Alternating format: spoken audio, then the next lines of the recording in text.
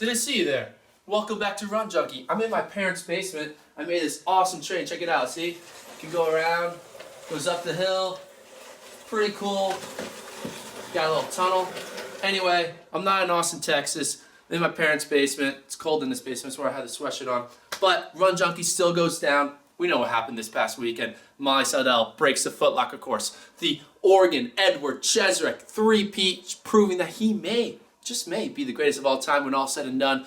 New Mexico women, they show that they are the best team that has hit the women's scene in a long, long time. And of course, the upset of the weekend, Syracuse Orange taking down the Colorado Buffaloes, stopping that three-peat, ending that dynasty.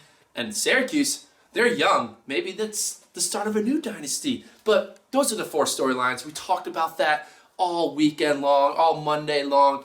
But there's some other stuff there's some other things that happened this past weekend. And I think we should highlight those overlooked things that happened this weekend. You know, some things that we may have just not talked about. And I got my little train here. I'm going to use my little choo-choo train, which I built 2 days ago. And we're going to start with, let's see what we have in door number 1. Open this guy up. Looks like, ooh, it's a duck for the Oregon Ducks. Now, not this year's Oregon Ducks. We're talking about next year's Oregon Ducks and the Ducks to follow. As you saw, they got the greatest recruiting class.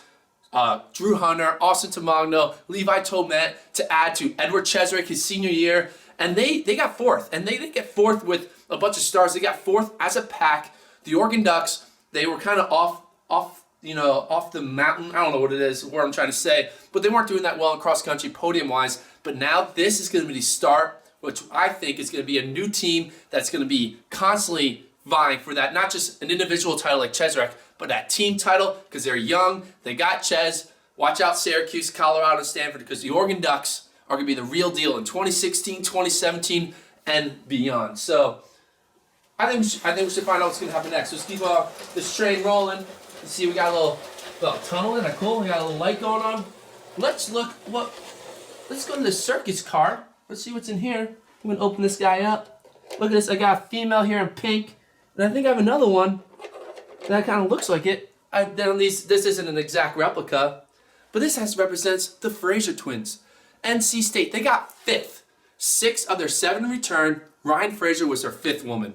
Ryan Fraser, who won the Notre Dame invite, beating all those New Mexico women. Ryan Fraser clearly did not have the best race. Her season kind of died down, but she is someone we expect to be on the top for the rest of her career.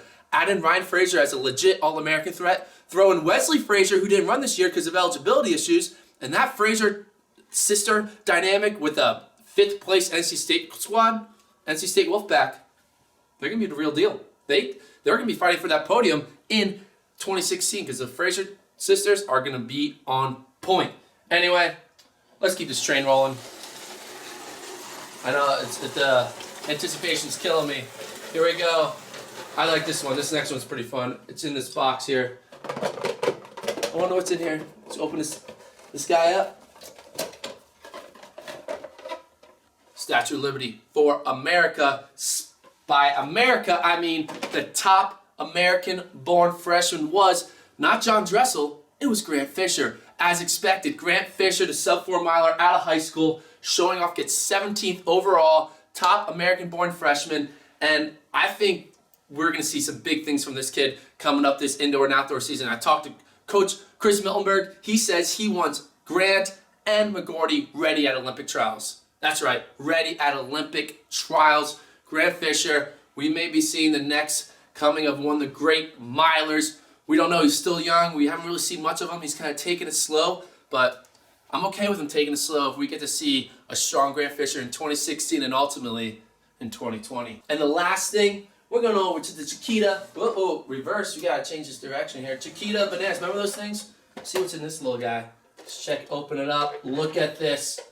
It's a waiter with a nice adult beverage because it is the FloTrack World Beer Mile Championship, 2nd annual, going down December 1st on a Tuesday. It's going down. It's going to be wild. Cross country's over. It's now time for the celebration of what's going to be an awesome event. It's happening in downtown Austin. We got current world record holder in Lewis Kent, the former world record holder and world champion in Corey Galler, going at it. Chris Kimborough, who was a world record holder, is going to be there. It's going to be wild, and it's going to happen live on Flo on Tuesday. So have a nice little drink, watch that. It's going to be fun. It's all about celebration. It's all about having a good time.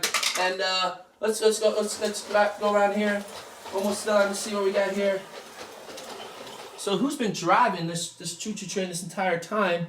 Oh, looks like the guy fell out, but I can't find it. Anyway, it was gonna be a funny joke. I don't have it. The guy probably fell underneath the tunnel. But we also gonna get your fix, and also be on the lookout this weekend. All the high school Foot Locker regionals, NXN, California State meet action going down. Mile Split's gonna have you covered all across the board, and then we get into NXN and Foot Locker to see who the best high school team is in the country and who the best high school individual in the country is.